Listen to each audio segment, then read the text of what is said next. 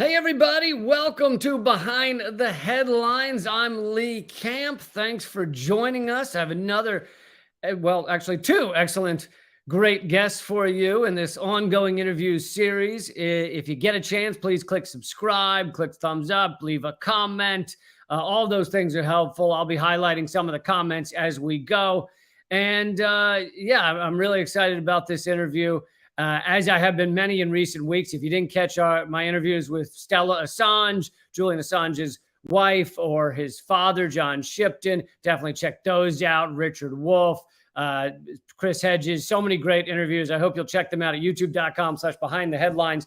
But today I speak with two journalists who are doing excellent work, and they're hitting on a beat that is not covered enough, but for significant reasons. It is kind of a third rail of reporting in many ways.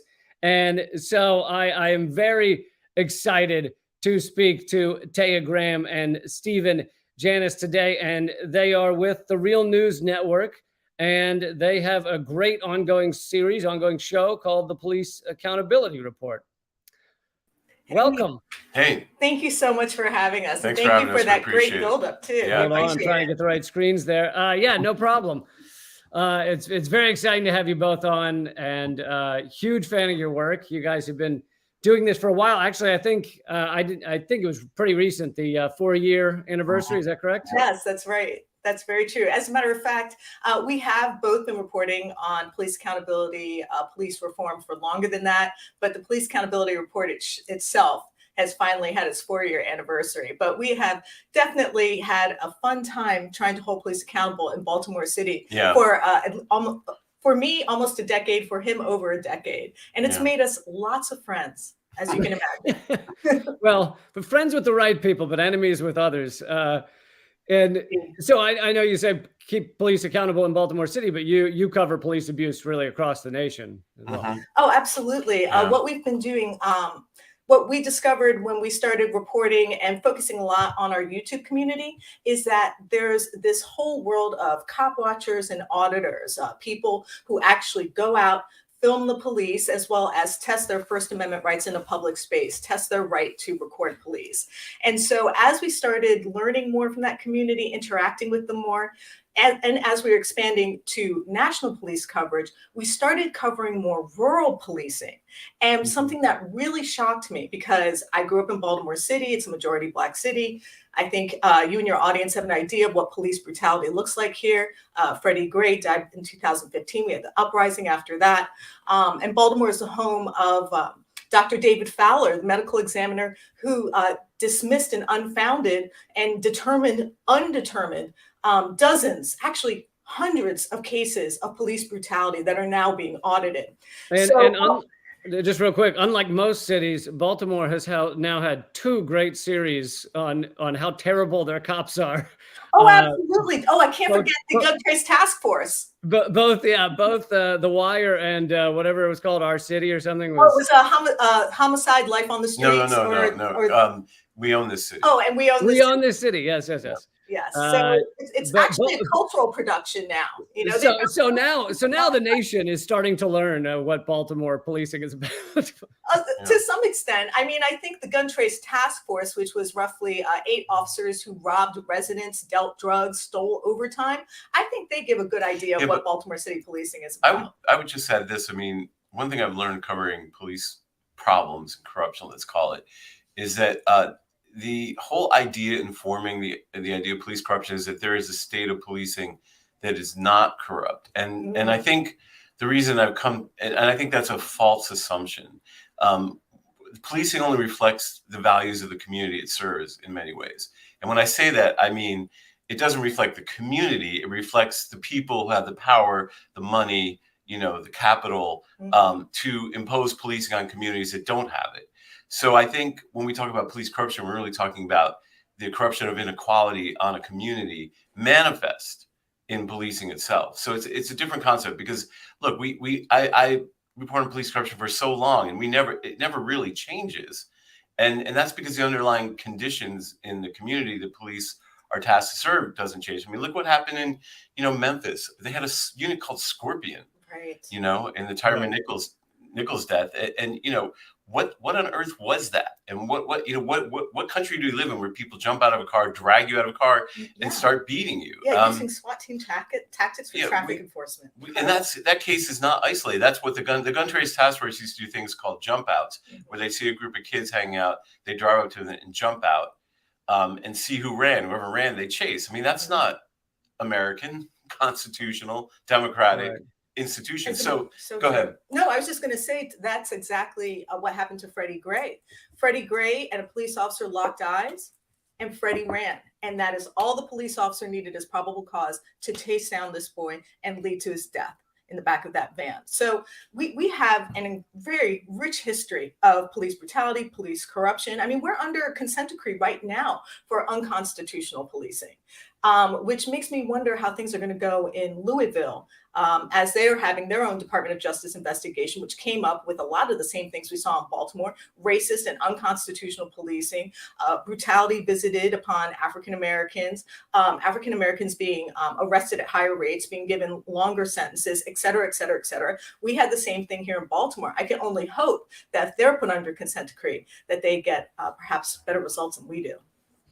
And part of the problem is exactly what's in the title of your show. There is really no accountability. I mean, it's incredibly rare that police officers, so to throw out some of the numbers, police killed more than, ever this past year, over 1,200 people. But the Lancet Medical Journal says it's actually double that, because if you actually analyze deaths across the country, over half of police killings don't get written down as police killings. So you're talking, 2,400 people a year, and the number of police that get prosecuted for murder, even attempted prosecution for murder, is minuscule. And then the number that get convicted, I mean, even NBC News found that over a 15-year period, it was 3 cops had been actually convicted of murder. So it is 0.001% or something actually get charged with murder. And there is no accountability. Yeah, well, remember, I mean, the threshold is very low for a police officer to take your life. Reasonably, a reasonable person in that position, fear for their safety, very nebulous things. And I think it was revealing that the body camera footage of the death of Tyron Nichols, it was very revealing, because the officers kept yelling, "Stop resisting, stop." They were kind of establishing this narrative that is used to evade accountability by saying, "Yeah, I was in fear for my life. He was resisting, blah blah blah blah blah," and they've learned the language of our legal system, which is really based upon allowing them to make decisions. And I mean, we were probably the only country. I don't know how many countries there are where people can get pulled over for a taillight and 60 seconds later end up dead. I don't think any other country, I don't know if other democracies would actually tolerate that, is what you're talking about. We have literally given police the license in any situation, so long as they judge it, not us, and not, like you said, not a system of accountability. It used to be in the 50s and the 60s in Baltimore, if you killed a person as a cop, you were charged with a homicide automatically. You had to go in front of a judge and convince a judge that it was justified, and that's totally dropped now. So when you say accountability, over time we have slowly, whichever we want to do it, evolved a system where accountability is less and less part of the process. And of course, as we report on our show, oftentimes when people try to hold police accountable, police retaliate, have the ability to retaliate, and so either through another arrest or whatever. So the system of accountability in this country is very, it's broken, to say the least.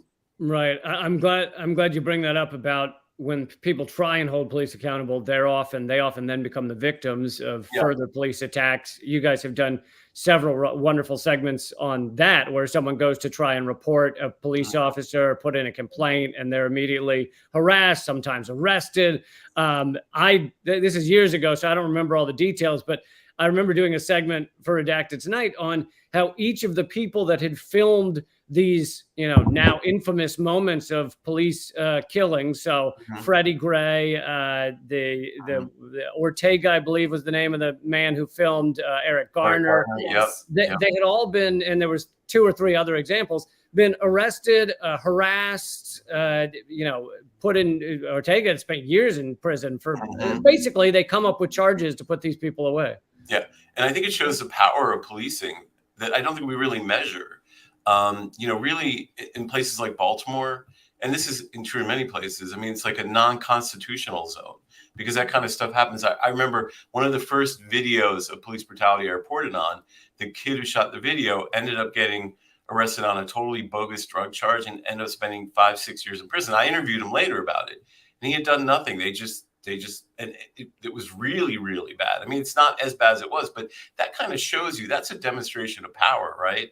I mean, when we do something that's called witness tampering or harassing, but sorry, I didn't want to take No, Go ahead. No, I was just thinking, when you were talking about the retaliation that a community experienced, sometimes it's not even that direct, that there's not a one-to-one. This person took a video of body, cell phone camera video, and then they are continually harassed by police, although that does happen.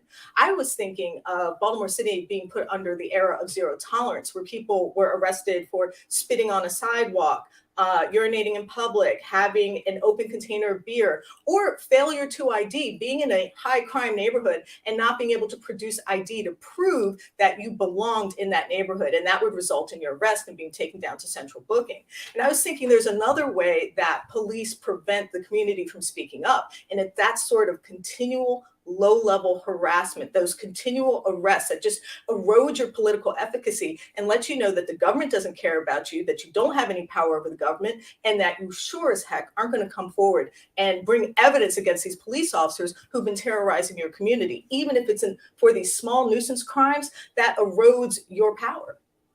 And there's also the racist aspect of this, which is that many of those smaller crimes are things you could get anybody on, Absolutely. I remember the number that 4% of the arrests of people walking around with an open beverage in New York City is white people, because it's not that only 4% are white people walking around with open beverages. It's that it's only really used and used for arrest against people of color. So you take those small little crimes, loitering and stuff, and you use them as a reason to just arrest people you wanted to, the cops wanted to arrest anyway.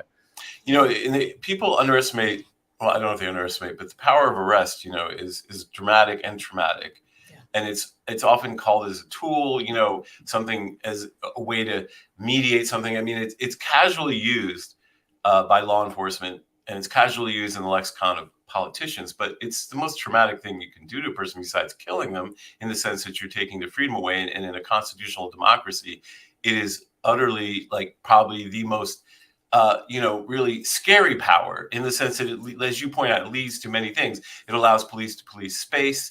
It allows police to police behavior. It allows police to police, like we said, political efficacy, the ability to, fight back against politicians, et cetera, et cetera. So it is a very potent tool.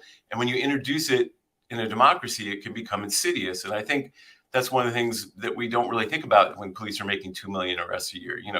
Maybe we shouldn't be arresting people for small things. Well, I don't think we should, but that happens all the time. The one thing I would want to add to that is that this is also a form of economic exploitation. This is a form of wealth extraction. Right. And we have seen this not just in our reportings in big cities like mine, but also in rural areas. And so there was one gentleman we spoke to, Chase Hasagawa, and he was on the side of a road with a broken car. He was so unfortunate, been out there all night. Well, police came and asked him for his ID. He'd been up all night waiting for a tow truck, and he said, "I don't have to give you my ID." Well, that simple statement led to the police becoming aggressive, putting him in cuffs. He ended up being arrested. His car ended up being impounded. That led to him not being able to pay to get his car out the impound lot. He had to pay for his bail. Of course, he's potentially going to have attorney fees. They're going to be court costs. And now he can't get to work. He needs that truck to be able to drive to work. So these interventions, these arrests, not only erode your political efficacy, but they extract wealth from the community and make working people's lives more difficult. And most of us are just, one calamity away, one health calamity, one car accident away from having our entire, $2,400 savings wiped out. And then we're back to subsistence living. And so many people, an arrest shakes the foundation of their lives and can put people who are already on shaky economic ground in real trouble. Thank you. Yeah, those are all great points. I'm getting some excellent questions from people watching. I don't normally jump to their questions so quickly, but people have a lot of things they want to know from you, such as they would. One of them would like you to address what you think of Cop City, the protest going on there in Atlanta. So. Actually, well, we're going down to Cop City not next week, but the week after. You know, we wrote about it in our show that's going to be broadcast next Thursday. But you know, I think Cop City, we talked about it because it's an expression of the idea that somehow putting all this money into law enforcement is going to improve people's lives. And I don't think there's any proof of that, but it's also showing, because I think very importantly, like 70 million of the financing is coming from anonymous donors. How much let's call them the rich, wealthy elite invest in law enforcement, I think, to mediate and sustain their what I would call unequal share of our economy. And I think that just demonstrates the fact that Cop City, where they're going to learn all these urban combat techniques and everything, is being funded by elite donors by what, 12 or 10? Yeah, I think it's roughly 12 anonymous elite donors who are providing 2/3 of roughly $60 million worth of the funds. Other money is actually supposed to be coming from the city of Atlanta, is supposed to be supporting this.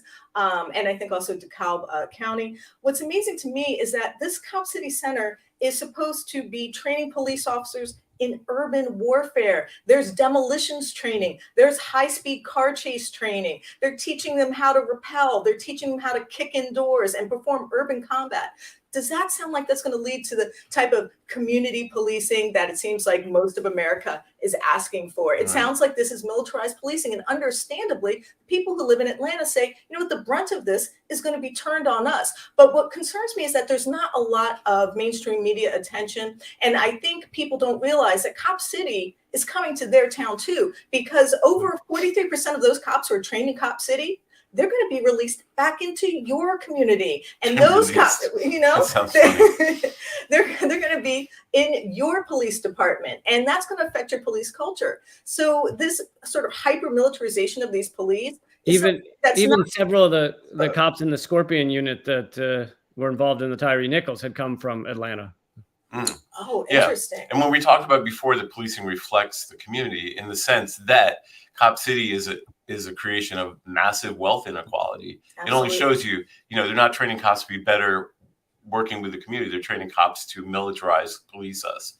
So that's, and you know. I think there are also some major corporations that are involved in the project, like Kellogg's and like Coca-Cola. Like, why are they involved in Cop City? There are, I don't remember which ones. I think maybe Citibank or Bank of America, but Citibank, one of the efforts that the protesters were doing was to try and pressure those companies into withdrawing their funding and their support, because you can actually pressure the cops are not going to be pressured to worry about their brand that much, whereas I think Bank of America might.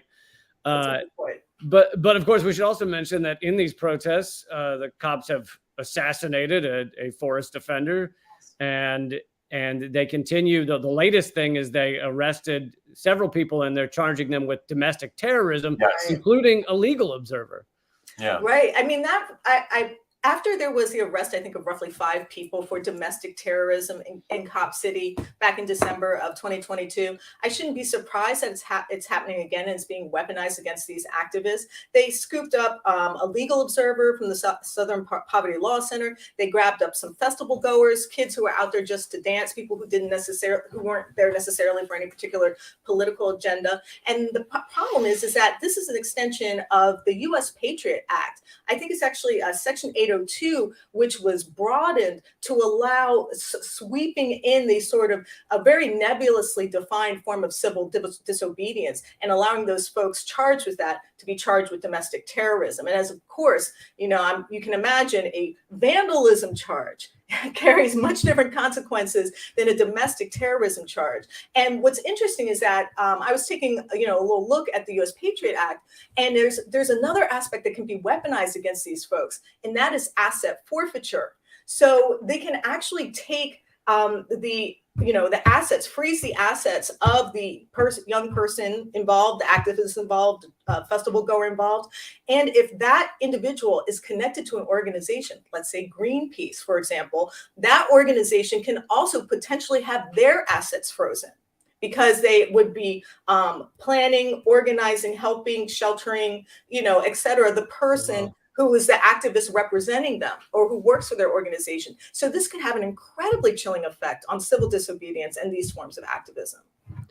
Yeah, that's a great point about civil asset forfeiture. The police now steal more from people than is stolen in street crime. So the police are stealing more than your average person out on the street. Now that doesn't account for how much Citibank steals, but that's a whole other level of theft.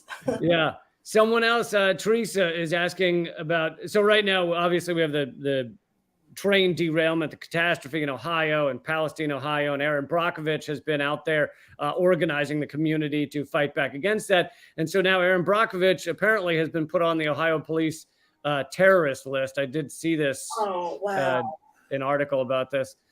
So I don't know if you have any thoughts on this increasing usage of the word terrorist. I mean, I guess you gave. Yeah, well, it was really interesting. We have a really interesting case we just reported on with a cop watcher in Texas, Fort Worth, Texas, Manuel Mata, who attended the trial of the cop who killed Antiana Jefferson, right? Yeah, Aaron Dean. Yeah, Aaron Dean. Mm-hmm. And he was attending the trial with several activists, and after Aaron Dean had been sentenced to 12 years for murdering someone, 12 years. The defense attorney was allowed to call Mr. Mata and 5 other activists as a witness. And when Mr. Mata refused to be sworn in as a witness, he was arrested. But then his defense attorney said to the mainstream media that Mr. Mata is being considered for charges of it was domestic terrorism or terroristic threats. Terroristic threats is another one. So I think we need to examine the language of this, like the language of using the idea of terrorist, right? It's become almost an easy way to take cop watchers, activists, anyone, and put them in this category. Then the mainstream media turns out this narrative terrorists. And when people think terrorists, they're like, oh my God, it's like an escalation of nomenclature to create this idea that people who dissent are actually a threat to some sort of idea of a democratic society, and it's horrifying. It's really, really, really horrifying.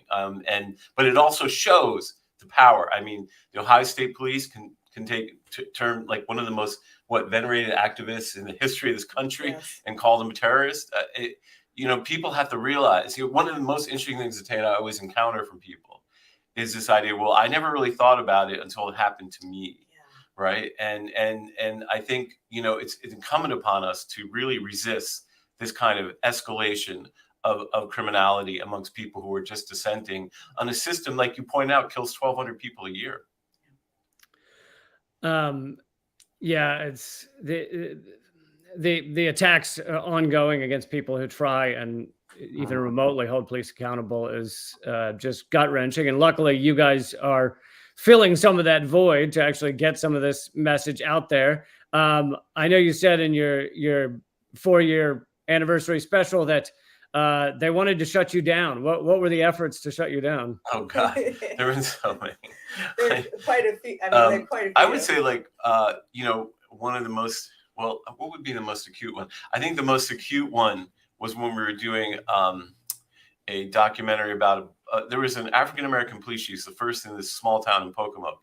And he came from Baltimore City and he hated Baltimore City's militarized policing. So he started community policing and where he would walk in the neighborhoods and force all his officers to walk the neighborhoods instead of driving around and, just change the whole tenor of the police department. And so he was fired for mysterious reasons. And then later on, I think a retaliatory prosecution for not charging someone in an accident that occurred. So he didn't charge him. So they go after him for 4 years. But we were reporting on it and we were trying to interview people and they swept us up in a case with a grand jury where they're investigating us, where they were investigating how long it took us to drive places, where they took my phone records, really? Figured out, figured they wrote about me and they put me in my book in the sentencing guidelines as if I committed a freaking crime because I was trying to report on a corrupt prosecution. And, it was pretty scary, though, because I was told to get a lawyer that I might be dragged in front of the grand jury, that I might be indicted, I was told by the attorneys, for interviewing people. It was just like, you could tell that they just didn't want us reporting about this anymore because they were trying to go after this guy. And I think it was primarily because of the community policing aspect of it. He wasn't arresting everybody. And it's very interesting to see how law enforcement responds to that kind of, when someone tries to change policing to make it more humane, they fight back. There's more support for units like Scorpions units than there are support for cops walking around a neighborhood and getting to know the people. I would just add to that. I was thinking of the variety of ways, of course you get, officers and their acolytes, flagging your YouTube videos or trolling you or whatever. But I was thinking about when Stephen and I were working on a series of investigative reports about Dr. David Fowler, who is a Maryland medical examiner who rose to national prominence because he testified at the George Floyd trial that it was most likely that George Floyd died from cardiac arrest exacerbated by carbon monoxide exhaust coming from the police vehicle, as opposed to a knee on his neck. So that medical examiner, finally, the rest of the world heard what we had been saying for a decade, which is this medical examiner goes out of his way to unfound police, to basically rule undetermined or accidental any interactions with the police and the public that lead to death that are suspect and probably should be ruled a homicide. So that's the Dr. David Fowler we were dealing with. And essentially, his press information officer didn't like the reporting we were doing and called up our editor and tried to get us fired. Essentially, like literally said, you've got to get rid of these people. They're terrible people. You should fire them. But I will say this, that same press information officer, only, I think it was last year or about a year and a half ago, had to ask us what cases we thought should be reviewed and audited that Dr. David Fowler handled that perhaps should be considered homicides. So that same person who tried to get us fired over a decade later, had to eat a little bit of crow and realize that the office that he was representing was actually preventing our community from being able to hold police accountable in the most purposeful way. Not only did they prevent, they held off, they wouldn't give families autopsy reports, they wouldn't give them information. There was incredible lack of transparency. But even if you got the information you needed and this was an accidental death, this was an undetermined death, there's no investigation. There's no criminal proceedings that can move forward. You have no chance at police accountability. And that's what Dr. David Fowler was doing to Baltimore residents and Maryland residents every single day for over 20 years. And that's how you end up with that, the numbers in that study that was in the Lancet Medical Journal showing that cops kill twice as many as we think they kill because of exactly that. Most of them are, he died of a cardiac arrest. Well, what caused the cardiac arrest? Who knows? Right. Right. Was it the taser? Was it the two cops kneeling on their chest while they were in a prone position? That didn't have anything to do with it. Yeah. Right. Someone else would like to know whether you both believe in, and you mentioned this already a little bit, Glenn Ford of Black Agenda reports community control of police is a way to defund the police and take power away from them. Well, that's a really interesting question. I mean, of course, so the thing to remember, I think it's really interesting about the way the fund police question has been framed, because the way policing is treated in most communities, including Baltimore, is that there's an unlimited funding for police. I remember a long time ago, I wrote a series of articles on overtime abuse. And, there were guys who were supposedly working 365 days a year, 17 hours a day. It was clear that people were just abusing the system and stealing money from them. And there was a council person, he said, I think the problem here is we're not funding you enough. How much money do you need? What do you need? It was just astonishing and shocking to me. And we continue to have this idea that somehow, there's an unlimited amount of money to fund police, but it's really about choices.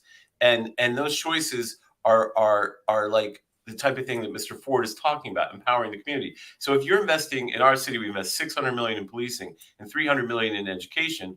What's going to be the more powerful institution?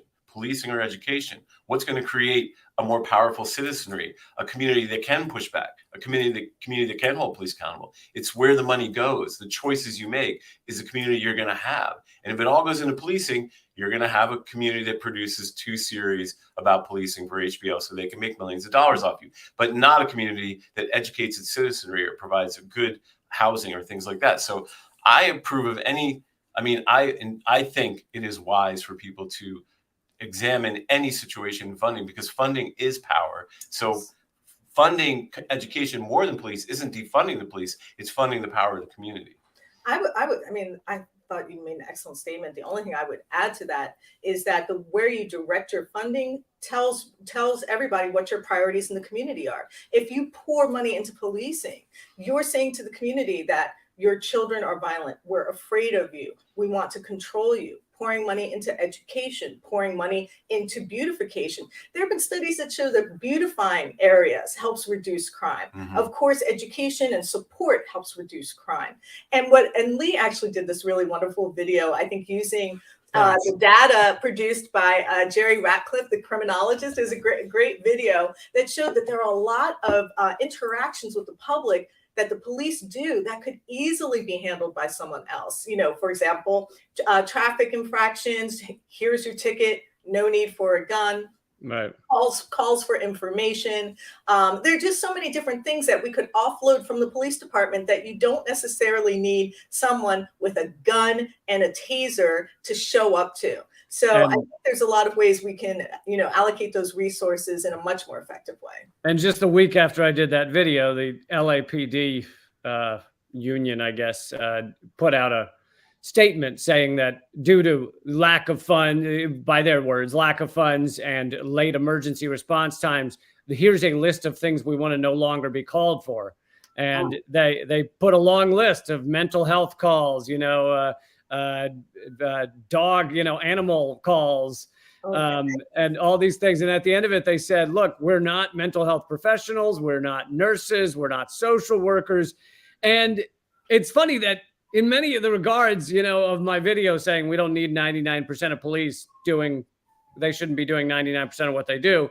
The police agree with part of it. I think they do.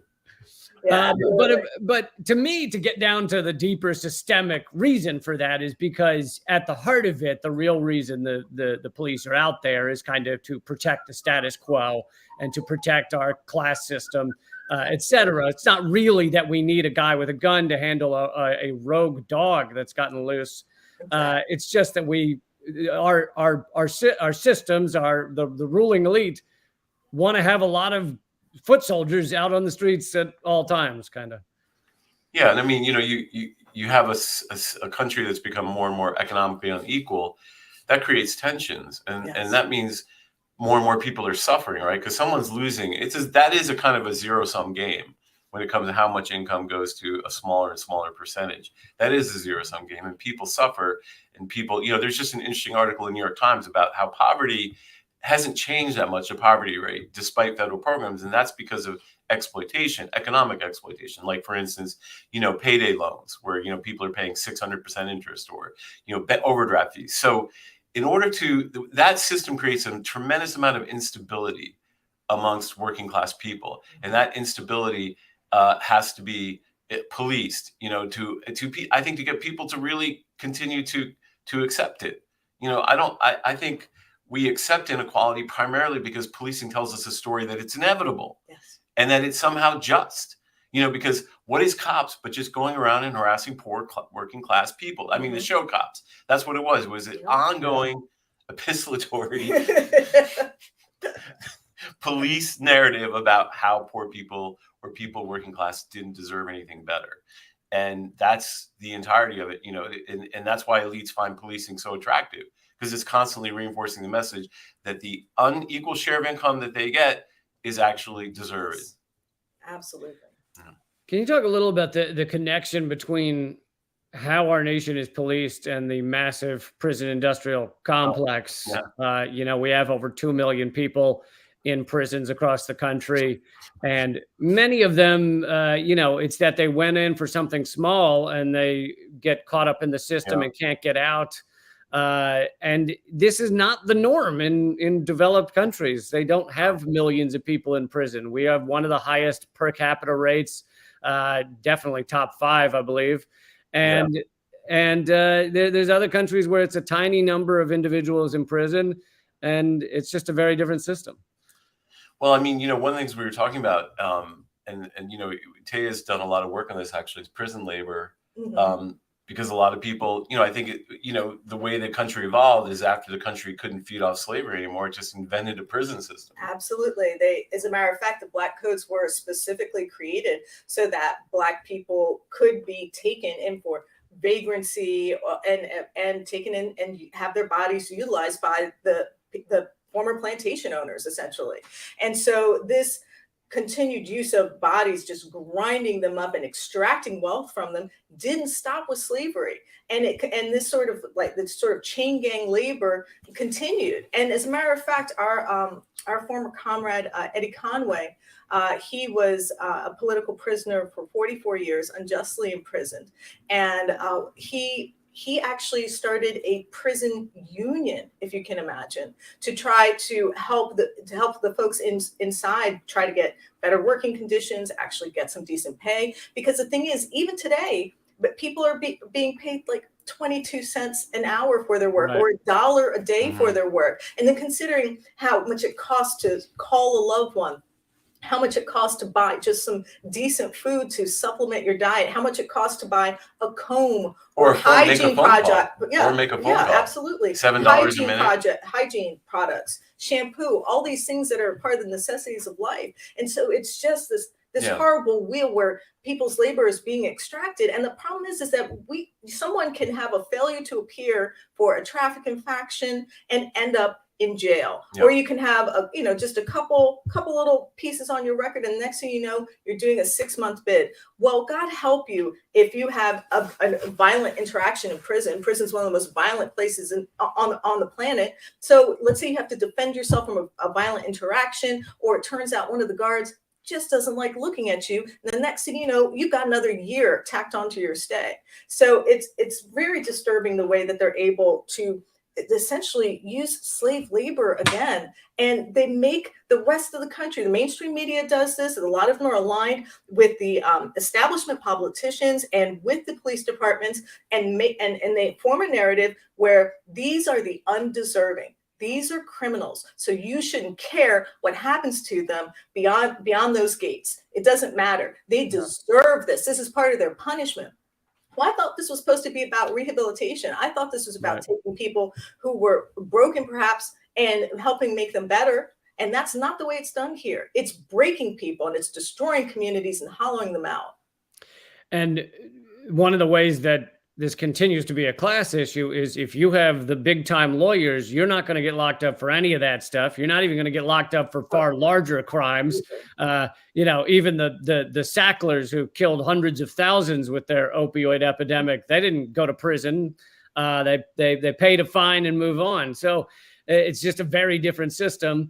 And speaking of, I'm glad you brought that up, Taya, about, well, these are criminals, so therefore forget them. It doesn't matter. Why should we stand up for their rights?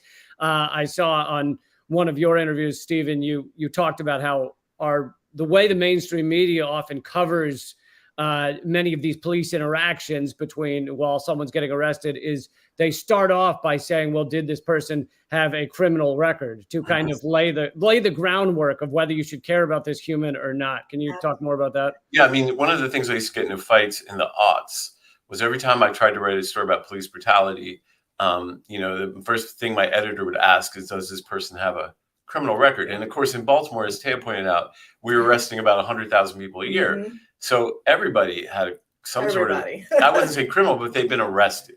And they always wanted me to mention that at the beginning of the story, because, that was a way to signal to the audience, whatever happened afterwards, this person is a criminal and doesn't deserve rights. And, the thing was, I would argue with them about someone just being arrested and the charges drop, which means they never were convicted of a crime, and they would still want me to include it. And this was a paper owned by a billionaire, and so that's the whole point. It's like, a scarlet letter As Taya points about political efficacy, people disengage from the system when they get arrested.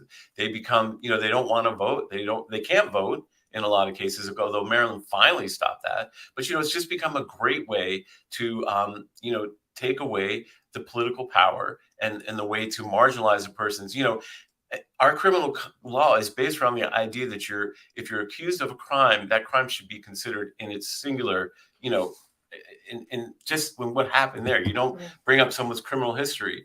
But, in journalism, that's not what happens. The mainstream media is like, okay, these are all the markers on this person. They have less rights. And I think that goes back to what you talked about, which is the economic inequality and the elites and wanting to kind of segregate us into the haves and the have-nots, and the have-nots are not deserving. So it goes back to that. But yeah, it's a huge problem, and it continues. Go ahead. Oh, the only thing I'd want to add to that is that sort of thinking of taking a look at someone's criminal record and therefore determining whether or not they're a worthy person also happens to victims of crimes, in particular, Black women, women of color, Native women, Latino women.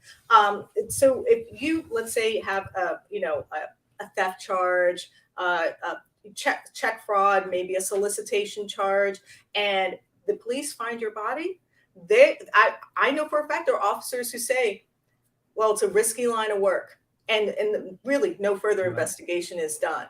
And then the mainstream media participates in this by not prioritizing and highlighting the stories of these women when they die.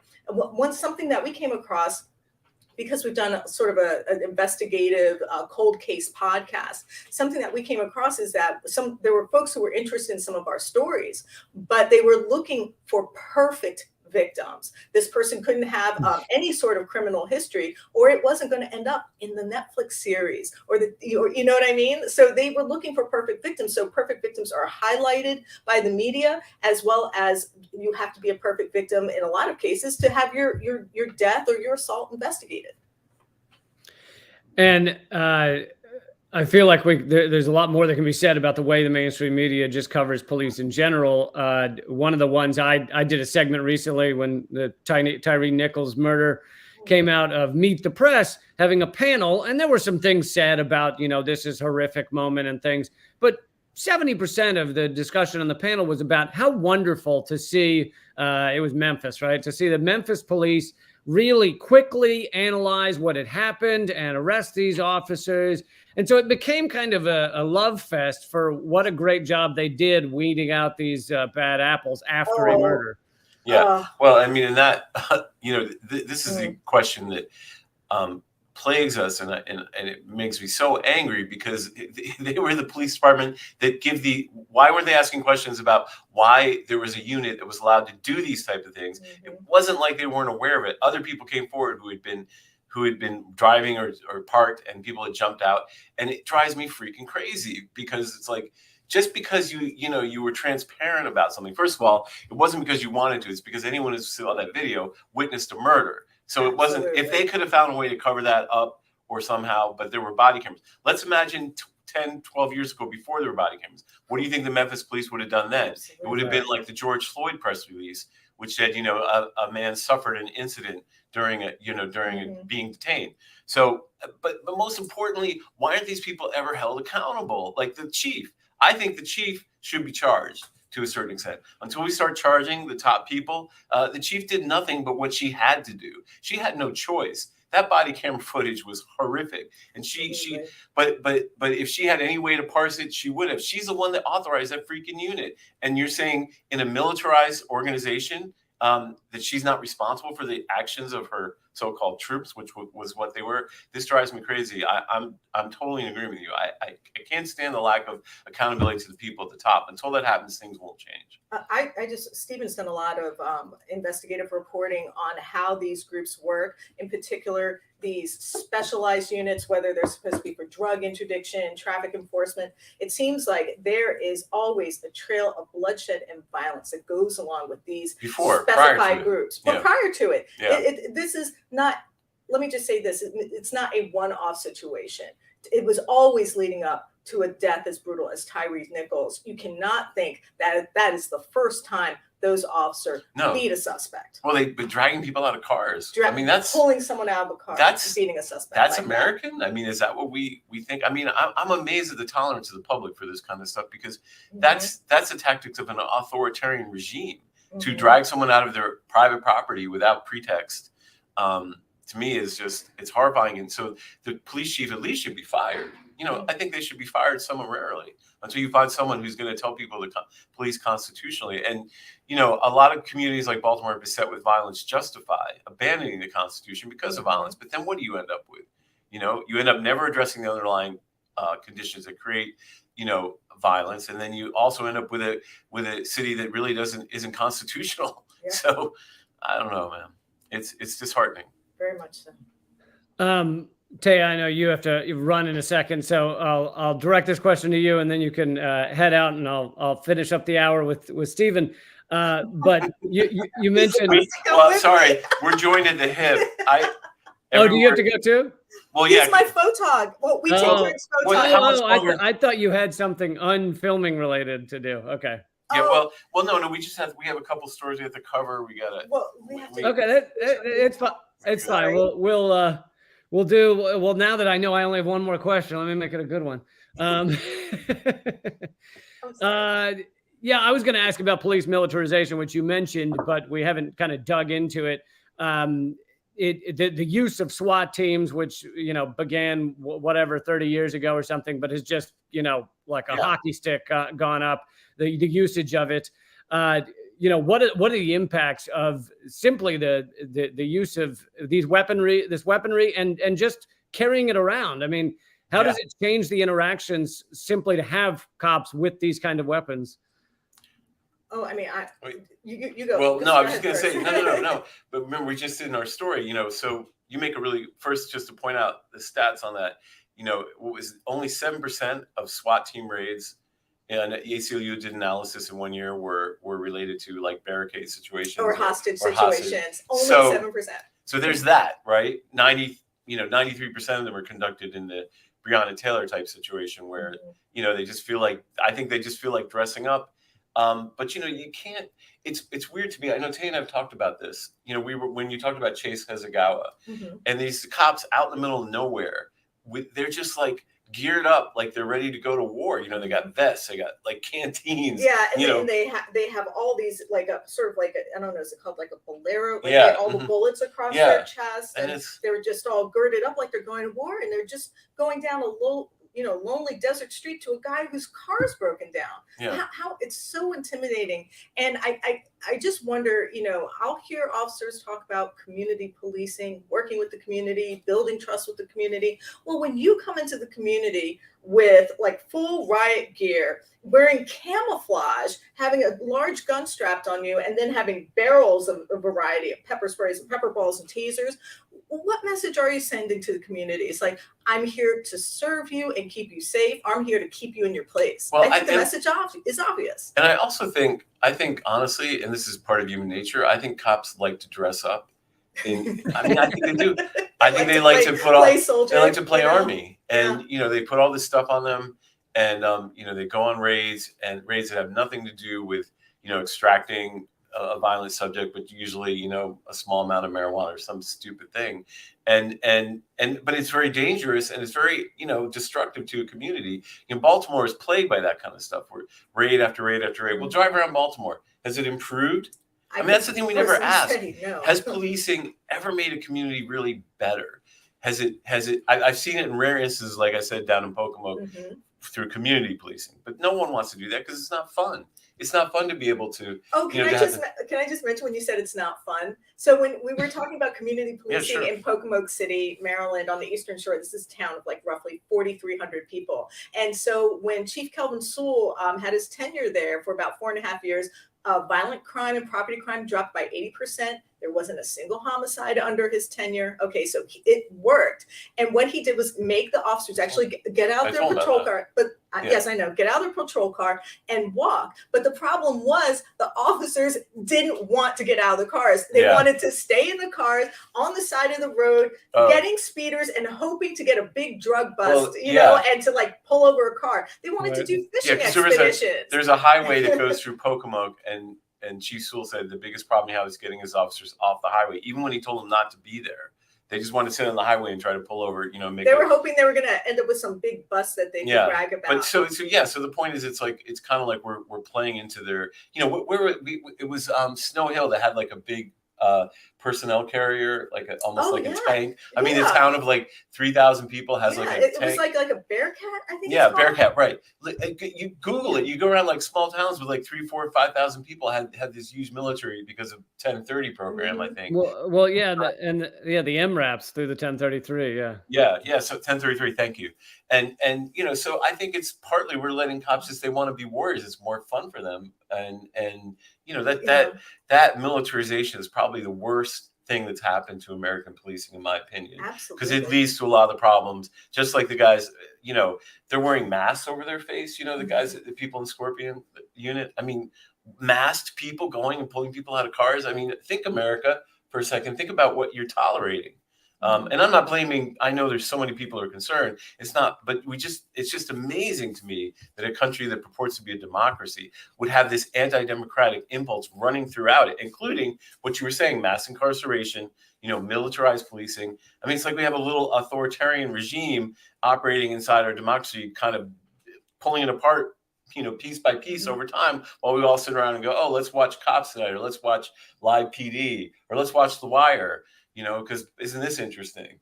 Go ahead. I'm sorry. No, I was just thinking that sort of militarized policing, and that's the warrior cop mentality, the Killology cop mentality, the type of training that they're going to receive at Cop City down in Atlanta. That type of policing doesn't necessarily produce more effective cops. We know it can produce aggressive cops, and we also know it can produce really fearful cops. Because I was thinking about some of the, and I've seen more body camera footage of brutality than anyone should have to in their lifetime.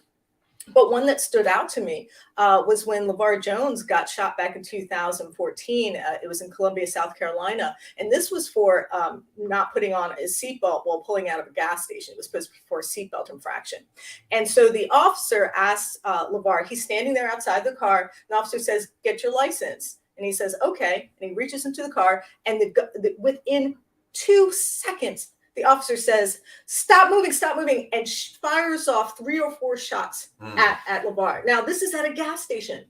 Luckily, he missed most of the shots, but one hit LeVar Jones and hit him in the hip. And the entire time, you can hear LeVar Jones saying, "What did I do? I'm sorry. What did I do?" And he said, "Well, you reached." And he said, "You told me to get my license." So this type of training doesn't necessarily just produce violent cops. It produces scared cops. And those are even more dangerous. That's a good point, All great points. It's been a pleasure talking to you so much. And I really hope people check out your show, the Police Accountability Report on the Real News Network. And keep doing great work. Thank you. It was such a pleasure to meet you. And I also really enjoy your work. Thank you. Thank you. Thank you. Hope to see you soon. Yep. Okay. Take care. Take care. All right. There you go. Taya Graham and Stephen Janis with the Real News Network. Definitely check out their show. I'll finish up the hour here by talking about a few of your statements. And they were talking at the end there about the militarization of police. And I've emailed a bit with one officer or he said he used to be an officer, but he quit because he couldn't handle how terrible it was.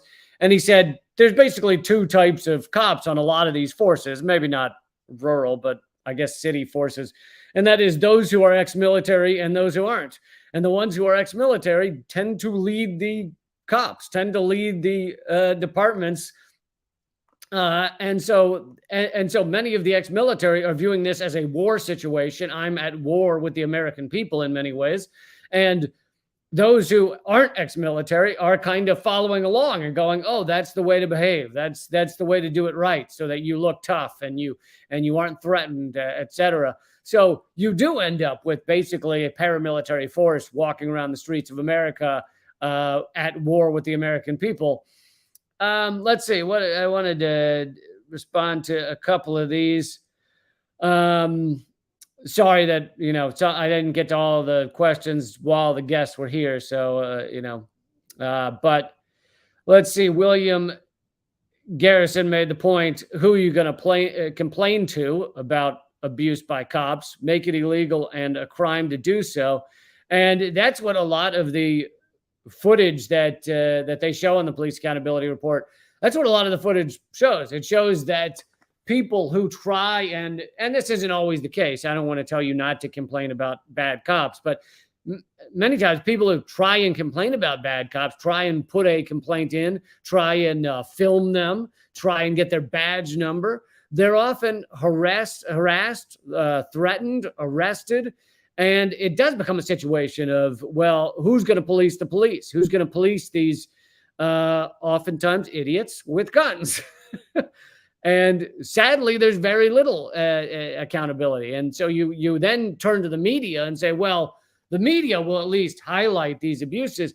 But it's pretty fucking rare that the media is going to highlight these abuses. And so that's why I love the show that we just highlighted, the Police Accountability Report, what they're doing there. Here's another one from 7 Word Mary. Every cop must undergo mandatory random drug testing. And so that may be true. First of all, I imagine it's different in different departments. I imagine some departments, they may say they're random drug testing or not really. But all of that aside, while they may undergo random drug testing for things like cocaine and stuff, they are almost exclusively, because I've done segments on this, not undergoing testing for steroid abuse.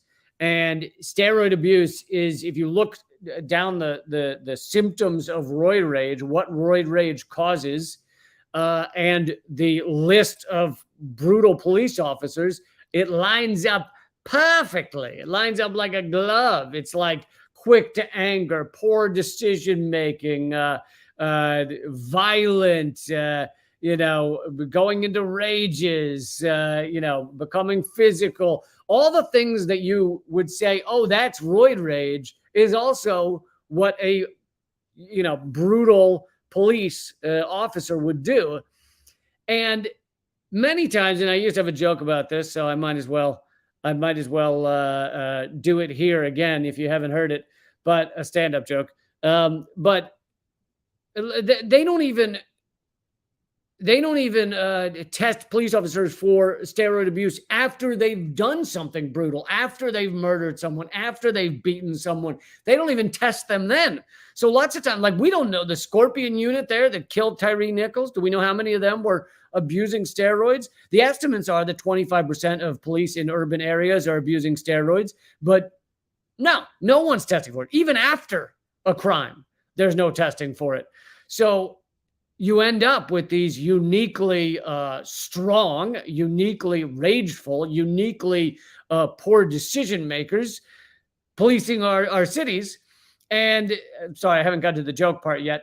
The joke part was the stand-up bit I used to do was, we don't care whether our cops are abusing steroids or abusing drugs, yet we test for steroids in our athletes. Like, whether a guy jumped over a stick really fast, well, did he jump over naturally, or what? Did he have some assistance? Is that a legitimate record, running really fast or throwing a stick really far? We're really concerned about whether someone's doing steroids during that, but we don't care if they're doing steroids while they murder someone.